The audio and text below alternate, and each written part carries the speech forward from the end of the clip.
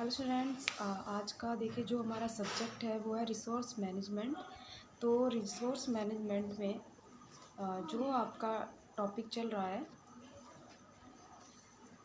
वो है the management process. ठीक है, यानी कि एक तरीके की प्रबंध प्रक्रिया जिसमें आपके कुछ स्टेप्स होते हैं: प्लानिंग, ऑर्गेनाइजिंग और कंट्रोलिंग एंड इवैल्यूएशन। ठीक है, तो सबसे पहले जो आपका आता है मैनेजमेंट प्रोसेस के अंदर, वो आती है आपकी सबसे पहले प्लानिंग। यानी कि एक तरीके से किसी भी चीज़ की योजना या किसी भी चीज़ का आयोजन करना या उसको मैनेजमेंट करना, या उसकी एक तरीके से चाहे हम कोई भी चीज़ स्टार्ट कर रहे हो उससे पहले उसकी हम डायरेक्टली उस चीज़ को हम करते नहीं हैं, उसको उसके लिए हम पहले आयोजना बनाते हैं या एक तरह की योजना बनाते हैं, या फिर जिसे हम कह सकते हैं इंग्लिश में हम प्लानिंग करते हैं। ठीक है, तो प्लानिंग किसी भी चीज़ पर हो सकती है, कोई भी ऐसा हमारा टॉपिक हो सकता है या कोई ऐसा मुद्दा हो सकता है, या घर से रिलेटेड कोई भी ऐसी चीज़ हो सकती है जिसके ऊपर हम प्लानिंग करते हैं। ठीक है, तो प्रत्येक व्यक्ति व्यवस्था करना सीखता है किसी ना किसी, थोड़ा गलत हो गया, लिखा है किसी न किसी रूप में वह अपने साधनों की व्यवस्था करता है। यानी कि एक तरीके से कोई भी चीज़ है उसका अरेंजमेंट करता है, तो उस अरेंजमेंट को करने के लिए उसे किसी न किसी तरह की प्लानिंग या आयोजन की व्यवस्था करनी होती है। तो कुछ व्यक्ति अच्छी व्यवस्था करना सीख लेते हैं, यानी कि कुछ व्यक्ति एक अच्छी प्लानिंग कर लेते हैं, और तथा अन्य व्यक्ति अच्छी व्यवस्था नहीं कर पाते हैं, क्योंकि देखिए सबका जो प्लानिंग करने का मेथड होता है सबका अलग अलग होता है ना। तो उसी तरह बहुत से व्यक्ति जो होते हैं प्लानिंग बहुत अच्छे से कर लेते हैं, कुछ लोग अच्छे से नहीं कर पाते, लेकिन सभी पूर्णतः के कुछ तक व्यवस्था कर पाते हैं। यानी कि बहुत से लोग, थोड़ा गलत हो गया, बहुत से लोग कुछ हद तक प्लानिंग बहुत अच्छी एक तरीके से कर लेते हैं। तो जिसमें अभी फ़िलहाल आपका जो टॉपिक है वो है प्लानिंग। तो देखिए घर जो होता है हमारा, घर में हमारे बहुत सारे ऐसे कार्य होते हैं जिसमें हमें एक तरह का मैनेजमेंट बिठाना होता है। घर हो या कोई भी फील्ड हो या कोई भी ऐसा एरिया हो, स्कूल हो, कॉलेज हो, अपनी फैमिली हो, या किसी भी कार्य को करने के लिए हमें एक मैनेजमेंट की ज़रूरत होती है। तो उसमें हमारे ऐसे बहुत सारे स्टेप्स होते हैं जिनको हमें फॉलो करना होता है। तो जिसमें पहला हमारा आता है प्लानिंग। अगर हम किसी भी कार्य को कर रहे होते हैं तो हम उस कार्य को डायरेक्टली नहीं करते हैं, उससे पहले हम उसकी एक तरीके से योजना बनाते हैं कि हमें वो कार्य किस किस तरीके से करना है, या उसमें कौन कौन से हमें मेथड फॉलो करने हैं, कौन से मेथड हमें फॉलो नहीं करने हैं। क्योंकि किसी भी कार्य को करने को और डायरेक्टली हम नहीं करते, उसकी पहले एक योजना बनाते हैं।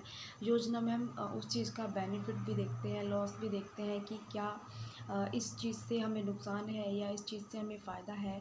तो ऐसी बहुत सारी छोटी छोटी चीज़ों को हम ध्यान में रखते हैं कि प्लानिंग बनाते हैं कि हमें इस तरीके से इस समय ये कार्य करना है, या किन लोगों के द्वारा हमें ये कार्य करना है, इस कार्य में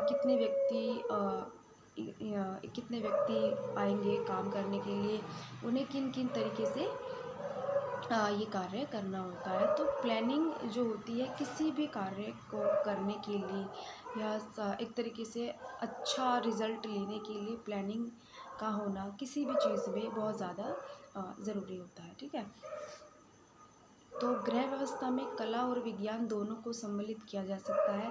यानी कि जो हमारा होम मैनेजमेंट होता है उसमें हमारी जो कला और विज्ञान दोनों को सम्मिलित किया जा सकता है। विज्ञान के रूप में व्यवस्थापन में ज्ञान, परिभाषा, माप और प्रभाव को सम्मिलित किया जा सकता है। यानी कि एक तरीके से कि जब हम किसी भी चीज़ का प्लानिंग करते हैं तो उसमें हमें उस चीज़ की नॉलेज का होना भी ज़्यादा ज़रूरी होता है, क्योंकि जब तक हमें किसी चीज़ की नॉलेज नहीं होगी तब तक हम किसी भी कार्य को नहीं कर सकते, या फिर हमें एक तरीके से हमें उस चीज़ का एक्सपीरियंस भी होना ज़्यादा ज़रूरी होता है। तो कला के रूप में प्रैक्टिस करना, भावना या एक तरह की भावना या कल्पना, यानी कि एक तरह की इमेजिनेशन, विचार यानी जो हमारे थॉट्स होते हैं, इन सभी चीज़ों को रचना यानी कि जो हमारी क्रिएटिविटी है उन सब को सम्मिलित किया जाता है, उन सब को ऐड किया जाता है। ठीक है, अब आता है डेफिनेशन ऑफ प्रोसेस।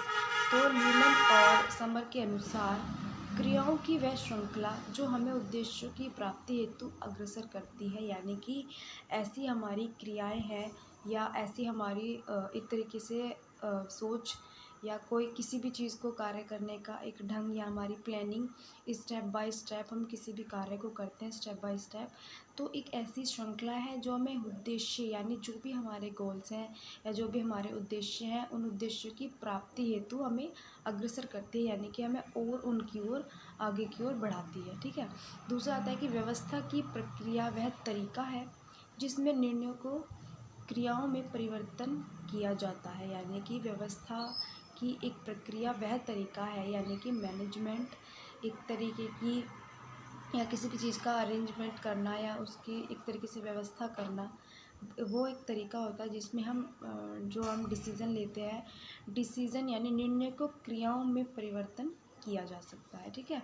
इसके बाद आता है हमारा सबसे पहले प्लानिंग यानी कि आयोजन, जिसको हम आयोजन नियोजन भी कहते हैं। ठीक है।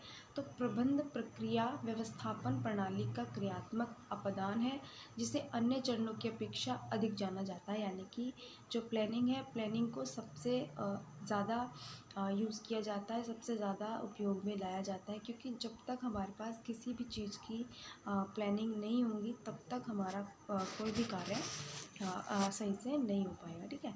तो आयोजन यानी कि प्लानिंग व्यवस्थापन प्रक्रिया का प्रथम चरण है, यानी कि किसी भी चीज़ का व्यवस्थापन यानी कि अरेंजमेंट करना या किसी भी चीज़ को या किसी भी कार्य को शुरू करने के लिए सबसे पहली जो हमारा मेथड होता है या सबसे पहला जो स्टेप होता है वो होता है हमारी प्लानिंग। तो इसमें अत्यधिक निर्णय लिए जाते हैं, यानी कि प्लानिंग में हमारे बहुत सारे निर्णय लिए जाते हैं किसी भी कार्य को सोचते हुए, देखते हुए कि क्या ये कार्य इस तरीके से होगा या ये कार्य इस तरीके से होगा। या मान लीजिए अगर आपके घर में या किसी भी के घर में कोई छोटा मोटा फंक्शन है या किसी चीज़ की तैयारी है, तो उसमें पहले प्लानिंग का होना बहुत ज़्यादा ज़रूरी होता है। सबसे पहले प्लानिंग करते हैं, लिस्ट बनाते हैं, कितने गेस्ट आने वाले हैं, फॉर एग्ज़ाम्पल कितने गेस्ट आने वाले हैं, क्या मेन्यू है, किन किन को इनविटेशन देना है फॉर एग्ज़ाम्पल। तो इस हिसाब से एक प्लानिंग की जाती है। तो प्लानिंग के लिए हमें बहुत सारे हमारे निर्णय हो जाते हैं, हमारे बहुत सारे फैसले होते हैं कि क्या हमें ये करना चाहिए या हमें ये करना चाहिए। ठीक है। उसके बाद लास्ट में एक डिसीज़न लिया जाता है, जो भी हमारा सही एक तरीके से जो भी हमें सही लगते हैं डिसीज़न, उनको हम फॉलो करते हैं अपनी प्लानिंग में। तो इसमें अत्यधिक निर्णय लिए जाते हैं जो कि थोड़ा सा गलत हो गया है, जो कि पारिवारिक क्रियाओं, साधनों और परिवर्तित पारिवारिक मांग के संदर्भ में लिए जाते हैं, यानी कि हमारी फैमिली की क्या डिमांड है उसके अकॉर्डिंग ये निर्णय लिए जाते हैं। प्राचीन समय में भी गृहिणी मौसम के अनुसार योजना बनाती थी। ठीक है। ये बनाती थी लिखा गया है। देखिए जो प्लानिंग है, प्लानिंग जो मेथड है वो हर एक व्यक्ति यूज़ करता है। चाहे इसमें प्राचीन काल में जो भी गृहिणी होती थी वो अपने घर को कोई भी चीज़ करती थी वो एक तरीके से मौसम के अनुसार प्लानिंग करती थी कि किस मौसम में उसको क्या कार्य करना है या क्या कौन से कार्य किस मौसम में अच्छे हैं, किस मौसम में अच्छे नहीं हो सकते। ठीक है।